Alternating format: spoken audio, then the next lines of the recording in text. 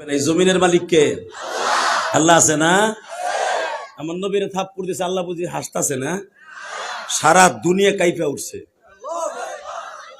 গত 10 দিন আগে 7.8 পয়েন্ট একটা ভূমিকম্প হয়েছিল, মাত্র 9 সেকেন্ড। আমি তখন আমার বাসা তো 4 তলায়, তুমি তো ওঠো নাই, উড়াই নেই, 4 তলার উপরে। আমি তখন ওয়াজের একটা কমিটি নিয়ে বসে রয়েছি, দাওয়াত নিচ্ছি, অ্যাডভান্স নিচ্ছি। ইন দি মিন টাইমে দেখি বাড়িটারে, আমার বাড়িটারে একবার ওই বাড়ির লোকে গুতা খাওয়ায়, আর একবার এই বাড়ির লোকে গুতা খাওয়ায়। মনে হয় নদীর ঢেউর মতো বাড়িটারে কাঁপাইতেছে। আমি ডাইরি মাইরি থুয়ে লাভ দেখা, কিরে এটা নরে কে, দেখি জারবাতি লরে। আমার আর বুঝতে বাকি নেই, আমার মওলার কিয়ামতের আলামত শুরু হয়ে গেছে। আমার আল্লাহ কিয়ামতের আগে প্রতিদিন 7 বার করে ভূমিকম্প হবে, প্রতিদিন। কিয়ামতের 40 বছর আগে সারা দুনিয়া আল্লাহ একাকার করে ফেলবে ভূমিকম্প দিয়া। যেদিনকে কিয়ামত শুরু হবে সেদিন এই পৃথিবীটা ইযা যুলজিলাতিল আরদু জিলজালাহা ওয়া আখরাজাতিল আরদু আথকালাহা ওয়া ক্বালাল ইনসানু মা লাহা। আল্লাহ বলে ইযা যুলজিলাতিল আরদু জিলজালাহা, এই দুনিয়ার এই রামগাতির মাটি আমি নিয়ে যাব সোনাপুরে। এই আল্লাহু আকবার জোরে বলতে পারলা না? সোনাপুরের মাটি লয়ে আমো আমি রামগাতিতে, রামগাতির মাটি লয়ে যাব লক্ষ্মীপুরে। ইযা যুলজিলাতিল আরদু জিলজালাহা ওয়া আখরাজাতিল আরদু আথকালাহা। আমি সেই রব, আমি সব পারি। পারে কি পারে না? জোরে কর। এবার আমার দিক তাকাবেন। যখন নবীরে থাপ্পড় দিছে, যার বিবি ভালা ওর সব ভালা। এদিকে তাকাও। আমার নবী তো রুমালটা, আমার নবী এইভাবে রুমাল বাঁধতেন, পাগড়ি বাঁধতেন। আপনারা জানেন পাগড়ির দেখবেন একটা লেঞ্জা কিন্তু বাওয়ানো থাকে, দেখছেন না? এ কথা কোন বাঁধা থাকে না? আমার নবী লেঞ্জাটা বাওয়ায় রাখতেন, এই জন্য এটা বিপদের বন্ধু। কারণ বেঈমানরা যে কোনো মুহূর্তে থাপড় দিতে পারে, কোপ দিতে পারে। এই লেঞ্জাটা বাইর করে এমনি সাইফে ধরতে পারে। আস্তে করে পাগড়িটা দিয়ে হাতটার সাইফে ধরে বাসায় গেছে। বাসায় যাওয়ার পরে ওই যে বলছিলাম, যার বিবি ভালা তার সব ভালা। রাস্তায় তো আর কেউ দেখে নাই যে আবু জেহেল থাপ্পড় দিতে। ঘরে যায় তো আর সারার সিস্টেম নাই। মা খাদিজা টান দিয়ে কয়, এখানে কি হয়েছে? এখানে কি হয়েছে? আমার মা, আপনার মা জান্নাতি রমণীদের, সমস্ত মহিলাদের জান্নাতের চাবি যেই মহিলার হাতে, ওই মহিলার জন্ম দিয়েছে এই মহিলা। কারণ ফাতেমার জন্ম এই খাদিজার গর্ভে। বোঝো যেই মহিলা জান্নাতের লিডারিনী, বিএমপির সভানেত্রী, মরে গেছে না বেঁচে আছে আল্লাহ ভালো। জোরে দোয়া করি আল্লাহ তাকে নেক হায়াত দান করুক। সারা বাংলাদেশে আলেম দোয়া করতেছে, দোয়া করি। এই বিচারী অনেক কষ্ট করছে, অনেক নির্যাতন সহ্য করছে। এখন হয়তো একটু সুখের মুখ দেখতে গেছে, আল্লাহ তারা হয়তো নিয়ে যাওয়ার টাইম হয়ে গেছে। সে চলে গেছে কিনা তাও জানি না, কিচ্ছু বলে না ডাক্তার ইউনুস। দোয়া করে অন্তত আরো কিছুদিন হায়াত আল্লাহ বাঁচায় রাখুক। এ মুসলমানের পোলা, মনে রাখো, মনে রাখো। আবার নবী পৃথিবীতে সবচাইতে ভালো আশ্রয়ের স্থান ছিল মা খাদিজা। আল্লাহু আকবার জোরে বলতে পারলাম না? যখন আমার নবী ঘরে ঢুকছে, টানটা দিয়া বুকের মধ্যে নিয়ে উন্নাটা চাপ দিয়া ফাতেমারে ডাক দিয়া, তখন ফাতেমার বয়স মাত্র 9 বছর। বুখারীতে দেখবেন ফয়জুল বাড়ির মধ্যে ফাতেমারে ডাক দিয়া কয়ে, গরম পানি আনতো, মনে হয় তোর আব্বারে মারছে। বুঝা লাইছে যে আমার স্বামীর কি হয়েছে। হাতটা টান দিয়ে ভাবতেও পারেন নাই যে এত ইনজুরি হয়েছে, ভাবতে পারে নাই যে এইভাবে গালটা ভুলে কোল বালিশের মতো।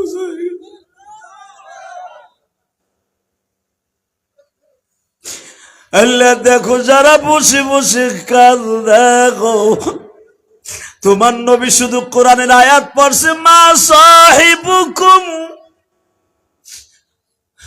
মাজদুদ ওয়া মা সাহিবুকুম বিমাজনুন।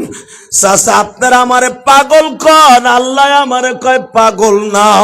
এই কথাটা বলছি বিদায় খাদিজা বেঈমান আমার শর্ট করে থাবুর দিয়ে দিছে। মা খাদিজা আমার নবীর এত পাগল ছিল বাবা রে, বাবার সমস্ত সম্পদ নবীর নামে লেখে দিয়ে বিয়ে বইছে। আজকে সেই মানুষটার থাবুর দিয়ে গালটা উঁচা করে দিছে। মা খাদিজা একটা দৌড় দিয়ে আলমারি খুলছে, কাপড়ের কাপড়টা মাথায় বাঁধছে। আল্লাহু আকবার করে বলে। মা খাদিজা এমন একটা মহিলা, ওই 2-4 জন পুরুষ মা খাদিজার কাছে একটা তরবারি থাকলে কিচ্ছু না। কারণ ওই জামানায় শুধু একটাই ভার্সিটি ছিল। ওই জামানায় লেখাপড়া যা কিছু হইতো না হইতো, যুদ্ধের ট্রেনিং আগে শিখাইতো। কারণ ওই জামানার সবচেয়ে বড় শিক্ষিত তাকেই বলা হইতো যে বেশি যুদ্ধ পারে। যেরকম হামজার কথা হাদিস আছে, হামজা আসাদুল্লাহ ওয়া আসাদ রাসূলি আল্লাহুম্মা গফির আব্বাস। আমার চাচা হামজা ভার্সিটির ভিতরে আল্লাহর বাগ, আর আমি আল্লাহর নবীর ভাগ। কারণ আমার চাচার মতো যোদ্ধা মক্কা নগরীতে একজনও নাই। সে যুদ্ধের উপর পিএইচডি করেছে হামজা, আর যুদ্ধের উপর পিএইচডি করেছে একটা মহিলা, তার নাম খাদিজা। হ্যাঁ জোরে কও, আরো জোরে কও। আমি আমার মা বোনদেরকে বলবো, কোরআনকে রক্ষা করার জন্য, ইসলামকে রক্ষা করার জন্য ফিলিস্তিনের মহিলাদের মতো মাজায় কাফনের কাপড় বেঁধে কুত্তা বেঈমানদের বিরুদ্ধে জুতা ঝাড়ুলে মাঠে নামতে হবে। মহিলাদের যুদ্ধের ট্রেনিং শেখা ফরজ। আমাকে দেশে মহিলা সেনাপতি আছে না নাই? সেনাপ্রধান আছে না নাই? মনে রাখতে হবে মুসলমানের পোলা মহিলা পুলিশ কি লেগে রাখছে, তাহলে বোঝা গেল যুদ্ধ ওদেরকেও লাগবে। মহিলা আর্মি আছে না নাই? কেন রাখছে? এটা রসুলের যুগের থেকে হইয়া আইছে। বেটা নবীর 11 জন বিবি ছিলেন মহানায়ক। তার জ্বলন্ত প্রমাণ দিয়ে যায় জঙ্গে জামাল। উলামা ইকরামের জিজ্ঞেস করবেন, বানানো কথা আমি বলি না। মা আয়েশা ছিলেন জঙ্গে জামালের 1 নাম্বার সভানেত্রী। মা আয়েশার নেতৃত্বে 1-2 হাজার নাস, 1,20,000 সৈন্য মা আয়েশার আঙ্গুলের ইশারায় চলতো। আছে না জঙ্গে জামাল? বানাই বলছি আমি। 1,20,000। জানেন এই যুদ্ধের মধ্যে কারা কারা? হ্যাঁ রে সুবহানাল্লাহ। আব্দুল্লাহ ইবনে ওমর, আব্দুল্লাহ ইবনে আব্বাস এবং নবীর জামাতা হযরত আলী সহ তাদের সেনাপতি হইতেছে মা আয়েশা। আলী কিন্তু সেনাপতি না, সেনাপতি মা আয়েশা। কি মনে করলেন আপনি মিয়া? কষ্ট হইতেছে? 10 মিনিট শুধু আমার দিক তাকাবেন। এই জমিনের মালিক কে? এই আল্লাহর জোরে একটা ডাক দান তো দেখি। জোরে জোরে জোরে জোরে জোরে জোরে জোরে জোরে। আল্লাহ পৃথিবীর কাউরে ডাক দেয় নাই, তোমারে দিছে। এদের ডাকগুলো কবুল করো, এদের সন্তানগুলোকে অলি বানায় দাও। মাত্র 2টা মিনিট আমার দিক তাকায় থাকবেন, কোন দিকে ঘাটটা ঘুরাবেন না। 2টা মিনিট। 8.5 ঘন্টা সফর করে এসে এত এনার্জি নিয়ে কথা বলতে পারি। এই এনার্জি আমার না, উপরের থেকে পাস।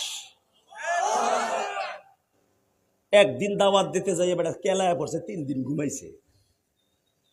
এই মুসলমানের পোলা টাকা ওই দিকে। আমার নবীর বিবি আলমারিটা খুইলাই তার বাবা খায়লাদের সেই তরবারি বাড়ি করছে। খাদিজার বাবার নাম ছিল খায়লাদ। তার বাবা ছিল মক্কার লিডার, হাশেমি গোত্রের লিডার ছিল খায়লাদ। খায়লাদের মতো বড় লোক শিল্পপতি সারা পৃথিবীতে 1 পিস ছিল। রোমান সম্রাট ছিল একজন, আর 2য় নাম্বার ছিল মধ্যপ্রাচ্যের ভিতরে খালেদ বিন ওয়ালিদের পরেই যিনি ছিলেন সবচেয়ে বড় বীর যোদ্ধা, তার নাম ছিল খাদিজার বাবা খায়লাদ। আল্লাহু আকবার জোরে বলতে পারলেন না? বাবার সেই ইউজ করা তরবারি লাভ দিয়ে দাঁড়ায় বলে, আমি খাদিজা ট্রেনিং জমা দিছি, অস্ত্র জমা দিছি, ট্রেনিং জমা দেই নাই। আমি খাদিজা অস্ত্র জমা দিছি, ট্রেনিং জমা দেই নাই। আমি খাদিজা এখনো ট্রেনিং জমা দেই নাই। আমি পিএইচডি করা মহিলা, যদিও আপনার সাথে 40 বছর বয়সে বিয়ে হয়েছে, আমার 60-এর কাছাকাছি আমার বয়স। আবু জেহেলের মতো পোলারে আমি বগলের নিচে করে সাপলা শালুকের মতো চাপ দিয়ে ঘেটিটা ভেঙে ফেলতে পারি। আমি খায়লাদ বিনতে খাদিজা। নবী আমার শান্ত করে, খাদিজা আমি জানি তুমি পিএইচডি করা মহিলা, তবে তোমার একটা কথা কই খাদিজা, আমার ফাতেমার কসম, আল্লাহর কসম, তুমি প্রতিশোধ নিতে হবে না। আমার প্রতিশোধ যদি নিতে হয়, তোমার ঘরের দরজার সামনে জিবরাইল দাঁড়ায় আছে। জিবরাইলের সাথে ক্ষমতা তোমার বেশি না। আমি যদি একবার চোখের ইশারা দেই, একবার ইশারা দেই, ঘরে দর। জিবরাইল বারবার বলছে পুরো মক্কা নগরে আমি আসমান পথ উঠাই নিয়ে কওমে লুতের মতো উল্টাই ফেলবো। আমি পারমিশন দেই নাই। কেন দেই নাই জানো? এখন কানবেন, মাত্র 2টা মিনিট। আমি কেন পারমিশন দেই নাই জানো? কারণ কওমে লুতরে মারছে আল্লাহ, উল্টাই দিছে। ওখানে শুধু পাপিষ্টরাও ছিল না, ভালো লোকও ছিল, কিন্তু ভালো লোকের দেখা প্রতিবাদ করে নাই বিধে ওরে শুদ্ধ আল্লাহ নামাই দিছে। আমার এই মক্কায় ফাতেমা আছে, যিনি সমস্ত মহিলাদের জান্নাতের সর্দারিনী। ফাতেমাও আছে, তুমিও আছো। আমি এই জন্য বারবার বলছি, বেঈমান আমারে মারছে, দুঃখ নাই, তবু কাবা ঘর সহ তুমি ডাবাই দিও না। আমার কলিজার টুকরা লক্ষ্মীপুর রামগাতির বাইরা, মাত্র 2টা মিনিট আমার দিকে তাকাবার, কানবা। মা খাদিজার তরবারিটা বাজান বিছনার নিচে রাইখা নবীর টান দিয়া বুকের মধ্যে নিয়া চিল্লায়ার বলে, দুনিয়ার মানুষটা, এই জন্যই তো আমার মালিক তার উপাধি দিছে, ওমা আরসালনাকা ইল্লা রাহমাতাল লিল আলামিন।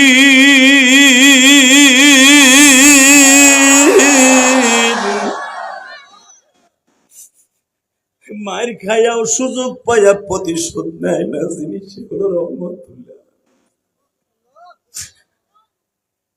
শায়েখে সরমনাই আমিরুল মুজাহিদের যে ঘুষি দিয়া ঠোঁট ফাটাইছিল, ও কিন্তু ধরা খাইছিল, খাইছে না? সাধারণ ক্ষমা করে দিয়েছে। হ্যাঁ, আলে বললামা প্রতিশোধ নেয় না। যদি নিত, আল্লামা সাইদিরে যেই বেডে শোয়া ইঞ্জেকশন পুশ করে মেরেছে, ওই বেডে আমারও কিন্তু এখানে একটা রিং বসানো, ওই বেডেই। এই সরকার পতনের মাত্র 15-20 দিন আগে আমারে রিং বসানো হয় ওই বেডেই।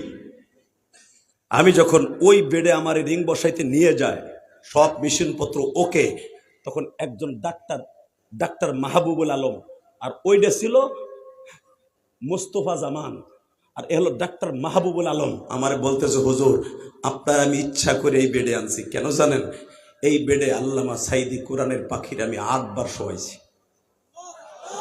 আমার নিজের হাতে তাকে অস্ত্রোপচার করছি। কিন্তু যেদিনকে তারে শহীদ করে দিব, ওদিনকে আমাদের কাউকেই এই পিজি হসপিটালে রাখে নাই। তখনই হুজুর আল্লাহকে কসম করে বলছি, তখনই ভাবছিলাম সাইদি আর জীবিত বের হবে না। 8 বার আসছে, এইবার আর 9 বার এবার বের হবে না। এই একটা শুধু কথা শুনতে চাই, এখানে যদি এইভাবে কোনো বিএনপির নেতারে মারতো, কোনো আওয়ামী লীগের নেতারে মারতো, অন্য কাউকে মারতো, কসম, যেই ডাক্তার মারছে ওর বাড়িঘর এই দুনিয়া থেকে নিস্তারাবোধ করে দিত। যদি একটা কথা বলে দিয়ে যাই, উলামা একরাম প্রতিশোধ সহ নেয় না, কিন্তু যদি নেয়, ওই প্রতিশোধ ঠেকাইবার মতো পৃথিবীতে কেউ নাই। আপনাকে 2টা পাও ধরে বলে যাব, এই জমিন যার হুকুম চলবে তার। ওই আল্লাহর শপথ করে বলেন তো, 5 ওয়াক্ত নামাজ কে পড়বেন? 5 ওয়াক্ত নামাজ কে পড়বেন? আল্লাহকে হাত উঠে দেখান তো। আল্লাহ দেখো, আল্লাহ দেখো, আল্লাহ আজকে 9 ডিসেম্বর দেখো, আল্লাহ তাকায় দেখো, আর মাত্র 5-7 কিলো পরেই সাগর। আল্লাহ সেই সাগরের পরেই ভোলার থেকে চলে গেছে সেই সরমমতাজ। মারাজাল বাহরাইনি ইয়ালতাকিয়ানি বাইনাহুমা বারযাখুল লা ইয়াবগিয়ান। সাগর কারো কথা শুনে না। বাংলাদেশে যদি প্রথম সাগরে কোনো জায়গায় চাপ দেয় কিয়ামতের আগে, সর্বপ্রথম রামগাতি ধ্বংস হয়ে যাবে। রামগাতি বসে ওয়াদা করছি, এদের সবাইকে 5 ওয়াক্ত নামাজি বানায় দাও। এদের মা বাবাকে খেদমত করার সুযোগ দান করো। এই কোরআন হাতে নিয়ে বলছি, যেটা আমি এখন বলবো, মাত্র 1টা মিনিট আমার দিক তাকাবেন, কাজে লেগে যাবে। আমি বলছি না আপনি কোনোদিনও জাহান্নামে যাবেন না, শুধু 1টা মিনিট আমার দিক তাকাবেন। সেটা কেন জানেন? মা খাদিজা টান দিয়ে বুকের মধ্যে নিয়ে বললেন, এই জন্যই তো বলছো আমার সাল্লাল্লাহু আলাইহি রাহমাতাল লিল আলামিন। আমার নবী বলে, খাদিজা রে, ও খাদিজা, আমার মা মরার পরে যে কষ্টটুকু পাই নাই, আজকে চাচা থাপ্পড় দেওয়ার পরে সেই কষ্টটা পাইছি। তারপর আমি আমার চাচার জন্য বরদোয়া করি না। আমি শুধু আপনাদের দুইটা পাও ধরে বলবো, আমার নবীর ইজ্জত রক্ষা করার জন্য, নবীর ভালোবাসা দেওয়ার জন্য যতদিন বাঁচবেন সুন্নাতটা ধরে রাখবেন। রাজি আছেন না নাই? ও খাদিজা, আমি আমার মা যতটুকু কষ্ট না পাইছি তার থেকে বেশি কষ্ট পাইছি। তাহলে বোঝা গেল নবী মার কষ্ট সবসময় অনুভব করতেন। ইলিয়াসুর রহমান জিহাদির কোনো জিনিসের অভাব নাই, টাকা বলো, পয়সা বলো, শক্তি বলো, যা বলো, কোনো জিনিসের অভাব নাই, শুধু একটা জিনিসের অভাব, আমার মা নাই। ওই যে লোক দেখাইছে আমার মসজিদে শুয়াইছে, 4 কোটি টাকার উপরে খরচা করে একটা মসজিদ বানাইছি কেরানীগঞ্জ। শুধু যে কেরানীগঞ্জে বানাইছি তা না, আমি গোপালগঞ্জ আমার মায়ের কবরের সাথে আর একটা মসজিদ বানাইতেছি, একতলা কমপ্লিটের পথে, জোরকান মারহাবা।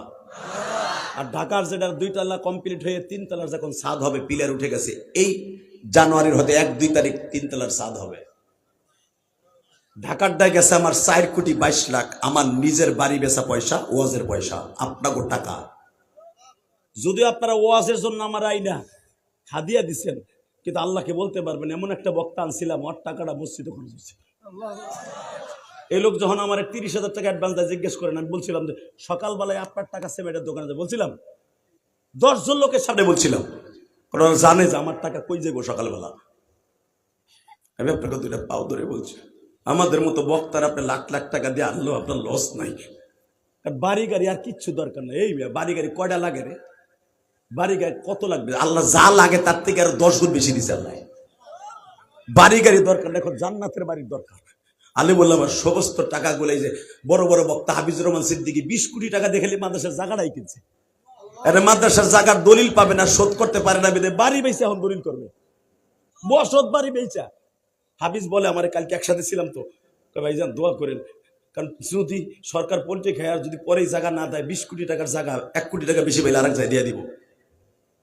আমার 3 মাস টাইম দিচ্ছে, আমার হয়ে গেছে 6 মাস, আমার বাড়ি বেচে হইলো ওই জায়গায়, এখন দলিল নিতে হবে। যার নিজের বাড়ি বেচে জান্নাতের বাড়ির দলিল করে, খোদার কসম সে জান্নাতে যাবে না, তোমরা 2 বাপেটা জান্নাতে যাবা। আমাকে সমালোচনা করো, থাপ রাইয়া গালের চল ফাটায় হালাবো বেটা, সরমানা পিসাবের বদনাম কও, অমুক পিসাবের বদনাম কও, ভাই গো পকেট বড়, হাদিয়া দিয়ে ভরিয়া লাই। এ মগার মগা, হাদিয়া দেও তোমরা, বদনাম করো তোমরা। তোমরা কি জানো হাদিয়া কই যায়? এ সরমানা পিসাবে আমি একসাথে দেখছি, গাড়ি তুইটাই এমনি পকেটেতে তার খাদেমের কাছে ধরে দেয়, গুইনা লিয়া ডাইরেক্ট বডিকে ঢুকাই দেয়। আল্লাহু আকবার জোরে বলতে পারলা না? অতএব আমি আপনাকে 2টা পাও ধরে বলবো, ইলিয়াসুর রহমান জিহাদির মা বলেছিল, ইলিয়াস রে, কোনোদিন টাকার মালিক হইলে একটা মসজিদ বানাইস। হ্যাঁ, আমি যদি ইলিয়াসুর রহমান জিহাদি আমার মায়ের কষ্ট দূর করার জন্য, যদি মায়ের একটা ওসিয়াত পালন করার জন্য যদি আমি মসজিদ বানাইতে পারি, মাদ্রাসা করতে পারি, আমি আপনাকে 2টা পাও ধরে বলবো, মোনাজাতের আগে কেউ উঠবেন না, টাকা পয়সা দিতে হবে না, আপনারা কালেকশন দিয়ে লাইছেন। হ্যাঁ, শুধু আপনার সাথে আমি একটা বন্ধুত্ব করব। ইলিয়াসুর রহমান জিহাদি 2004 সাল থেকে হজে যায়, প্রতি বছর আল্লাহ আমারে হজে নাই। এই যে আমার মাথায় যে চুল দেখতেছেন, এই চুলটা কিন্তু আমি উমরা করে আইছি, উমরার চুল, আলহামদুলিল্লাহ বলেন। 6টা দেশ সফর করার পরে দুবাই হইয়া উমরা করে তারপরে বাংলাদেশে আসছি 1.5 মাস আগে। আইয়াই তো বাংলাদেশে শুরু হয়েছে মাহফিল। এই প্রথম গেছি থাইল্যান্ড, মালয়েশিয়া, এরপর Singapore, Indonesia, China, Dubai, Saudi Arab. September না, আগস্ট, সেপ্টেম্বর, অক্টোবরের 13 তারিখ পর্যন্ত আমি বাংলাদেশে বেরিয়েছিলাম। থাইল্যান্ডের মতো জায়গা, যেখানে সবচেয়ে বড়, ওদের ইনকামের সবচেয়ে বড় উৎস হলো দেহ ব্যবসা। ওদের সবচেয়ে বড় ইনকাম হলো দেহ ব্যবসা। বাপ তার মেয়েরে হোটেলে নামাই দিয়ে যায়, সকালবেলা গাড়ি দিয়ে নিয়ে যায়, বিবিরে স্বামী নামাই দিয়ে যায় হোটেলে, সকালবেলা সেই হিসাব নাই। এই মুসলমানের পোলা, আর আমার সোনার দেশ, সোনার বাংলা, কোন একটা স্লিপ টিজিং করলে সরকার তারে জেল দেয়, 5 লক্ষ টাকা জরিমানা দিতে হয়। জান্নাতে আমার দেশে যাবে না, থাইল্যান্ডে যাবে, আমেরিকায় যাবে, মালয়েশিয়া যাবে বেটা। এই চোখ দিয়ে দেখে ভিজিট করে বলতেছি, মালয়েশিয়ার এমন কোন প্রদেশটা ইলিয়াসুর রহমান জিহাদি ওয়াজ করে আসে নাই গত মাসে। সিঙ্গাপুরে এমন কোনো জায়গা নাই আমি ভিজিট করে আসি নাই, আমি দেখছি সবচেয়ে সুন্দর আমার বাংলাদেশ। এখনো পর্যন্ত নোয়াখালীর আমার একটা মার চেহারা দেখা যায় না। আমার কোন একটা মাদ্রাসা মহিলা যদি কেউ ইপটিজিং করে, তোমার এলাকার দামি দামি মানুষগুলো ওরে থাবড়ে গাল নষ্ট করে দেয়। আর বাপ তার মেয়ের আর এক বেটার হাতে তুলে দিয়া সকালবেলা টাকা নেওয়ার লাগে আর একটা ছেলের হাতে তুলে দিয়ে। আমার দেশ সোনার দেশ, আল্লাহু আকবার জোরে বলতে পারলা না? আমি গেছি থাইল্যান্ডে, বেটা ব্যাংককে গেছি ট্রিটমেন্টের লেগে, ওই যে রিং বসাইছি, ডাক্তার জামান কইছিল একটু মাঝে চেক করেন। থাইল্যান্ডে গেছি, ডাক্তার আমার এইভাবে থাবা দিয়ে তোর কোনো রোগ নাই, ও চিংকিম পাকা চিনি পাচ্ছে পাপা চুপ সাই না কইলাম সাই দিস ডাক্তার তো লিল্লাহে তাকবীর। 1 মিনিট শেষ করে দেবো, শুধু আমার সাথে বলতে হবে জমিনের মালিক কে? দুনিয়ার যত দেশ ঘুরছি মক্কা মদিনার মতো শান্তির জায়গা কোথাও নাই। ওই মক্কা মদিনায় আমার বাবাকে নিয়ে পৃথিবীর 24টা দেশ আমি গুনাহগার ঘুরছি, 24টা দেশ। লন্ডন বলো, এই যে আমেরিকার ভিসা পাইছি 5 বছরে গত মাসে, এই মুসলমানের পোলা যেই দেশের লেগে পাসপোর্ট জমা দেবো ওই দেশেই ভিসা পাবো, কারণ পাসপোর্ট আল্লাহ এমন ভারী করে দিয়েছে। 30টা সেকেন্ডে বলবো পৃথিবীর যেই দেশে গেছি সবথেকে সুন্দর দেশ আমার বাংলাদেশ আর মক্কা মদিনার দেশ। আব্বারে নিয়ে কাবাগরের সামনে খাড়া করে বললাম, আব্বা আপনি আমার 2টা জিনিস দেবেন। কি? 1 নম্বরে দিবেন আল্লাহ যেন আমারে মাফ করে দেয়, কারণ আমি জানি আমার আব্বা দোয়া করলি কবুল।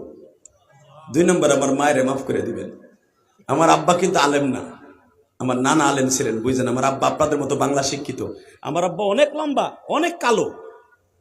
আমার আব্বা আমার বুকের মধ্যে নিয়ে আস্তে করে সাইফে ধরে কয়, আল্লাহ আমার ইলিয়াস যত মাহফিলে যাবে প্রত্যেকটা মাহফিলে যুবকদের কান্দাবা।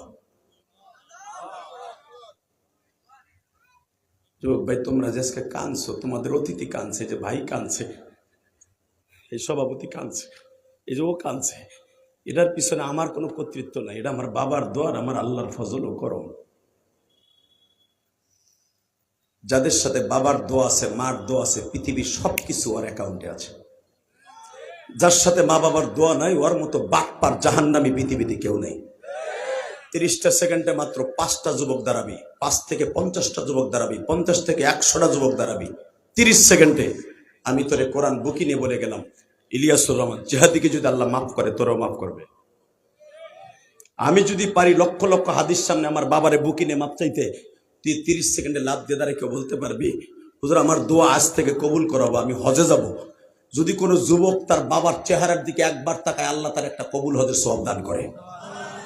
ডাইরেক্ট হজ করতে যাবি আর বাবাকে নিয়ে হজে যাবি, এমন কোন কোন যুবক আছে? হাত তোলো তো। হজে যাওয়া আব্বারে লইয়া, আমার মতো আব্বারে লইয়া যাবা, তোলো তোলো, ইনশাল্লাহ বলেন। বাপ মায়ের নিয়ে হজে যাবেন তো? আমার তো মা নাই, আমি কারে নিয়ে যাবো? আব্বারে নিয়ে হজ করেছি। 30 সেকেন্ডে নামাও হাত। যদি আব্বারে নিয়ে হজে যাইতে চাও, 30টা সেকেন্ডে আমার দিকে তাকাইয়া, যাদের বাপ এই মাঠের মধ্যে আছে, যে তোমার আব্বা এই মাঠে আছে, তুমি দেখতেছো যে আমার আব্বা 2 বাপ বেটা একসাথে ওয়াজ শুনতে আসছি, ওই যুবকগুলো দাঁড়াও তো, কার আব্বাই মাঠে আছে দাঁড়াও তো, কার বাবাই মাঠে আছে দাঁড়াও, কার বাবাই মাঠের মধ্যে বসে আছে তাদেরকে বলছি। যাদের বাবা বাসায় আছে তারা না, যাদের বাপ এই মাঠের মধ্যে বসে ওয়াজ শুনতেছে তাদের কথা বলছি। তুমি তো দেখতেছো, তুমি জানো যে তোমার আব্বাই মাঠে আছে, দাঁড়াও। হাসবে না, শুধু এখন কানবে। তুমি বাইজিদ বুস্তামির মতো এখন অলি হবে, ইমাম গাজালির মতো অলি হবে। এই তাকাও এইদিকে যুবক, এইদিকে যুবক তাকাও। 9 ডিসেম্বর এবার আমার দিকে তাকা। যেই ছেলেগুলো দাঁড়াইছে তাদের বাপগুলো দাঁড়ান, আব্বাগুলো দাঁড়াইতে বলছি। যেই ছেলেগুলো দাঁড়াইছে তাদের বাবাগুলোকে দাঁড়াইতে বলছি, যাদের বাবাই মাঠে আছেন দাঁড়ান। আপনার ছেলেটারে অলি বানাই দিয়ে যান। আপনার ছেলে নেশাখোর, আজকে ভালো হয়ে যাবে। ছেলেটারে বুকি নিয়ে কবেন, আল্লাহ আমার ছেলের নেশা থেকে হেফাজত করো, আল্লাহ আমার ছেলের শেখ ফরিদ বানায় দাও, সরমনাই শায়েক বানায় দাও, ফজলুল করিম বানায় দাও, আমার ছেলের শশীলের আল্লাহর কুতুব বানায় দাও, সোলাবাঙ্গা দরবার শরীফের কুতুব বানায় দাও। বাংলাদেশে আল্লামা কোরআনের পাখি দেলোয়ার হোসেন সাইদি বানায় দাও। আল্লাহ তুমি এইরকম একটা দোয়া তোমার ছেলের বুকিনি এখন করবা। দে যুবক, দে দৌড় দে, যুবক দৌড় দে, তোর বাপরে বুকিনি এখন কানবি, দে দৌড় দে, দৌড় দে যুবক, তোর বাবা কই আছে দেখ। এ যুবক আমি বলছি তোমার বাবার কাছে যাও, একটা দৌড় দিয়ে যাও, একটা দৌড় দিয়ে বাবার বুকি নিয়ে বলো আব্বা আমাকে মাফ করে দাও, যাও দৌড় দাও, দৌড় দাও। এ যুবক দেখো তোমার বাবা কই আছে, যাও। সর্বপ্রথম কোন যুবক যাইয়া বাবার কাছে মাপ চাইবা, দেও দৌড় দাও। ওই দেখ একটা যুবক প্রথম দৌড়তেছে, দৌড়তে দৌড়তে যুবক দৌড়তে দৌড়তে যুবক বাপরে বুকে নিয়ে কানবি। আল্লামা সাইদি হইতে চাস, সরমনে আল্লাহর কুতুব হইতে চাস, শাইখুল ইসলাম আহমদ শফি হইতে চাস, বাবার বুকের মধ্যে নিয়ে কাঁদতে থাক। আল্লাহ তুমি দেখো তোমার পাগলগুলি কান্দে। যুবকরে বাবার বুকটা সারিস না, দাঁড়ায় দাঁড়ায় বাবারে বুঝায়া কাব্বা। দুনিয়ার সব দোয়া কবুল হওয়ার ফ্যাক্টরি বলে তুমি গো বাবা। তুমি মাফ না করলে বলে আমার আল্লাহ কোনোদিনও আমারে মাফ করব না। আল্লাহ দেখো, তাকায় দেখো এই রামগাতির দিকে, যারা কাঁদতাছে এদেরকে মাফ করে দাও না আল্লাহ। এদের বাবাকে নিয়ে হজ করার তৌফিক দাও আল্লাহ, এর মাকে নিয়ে হজ করার তৌফিক দাও আল্লাহ। আমি জানি যাদের বাপ আছে তারা নয় মাফ চাইলেও, কিন্তু যাদের নাই তারা কি করব?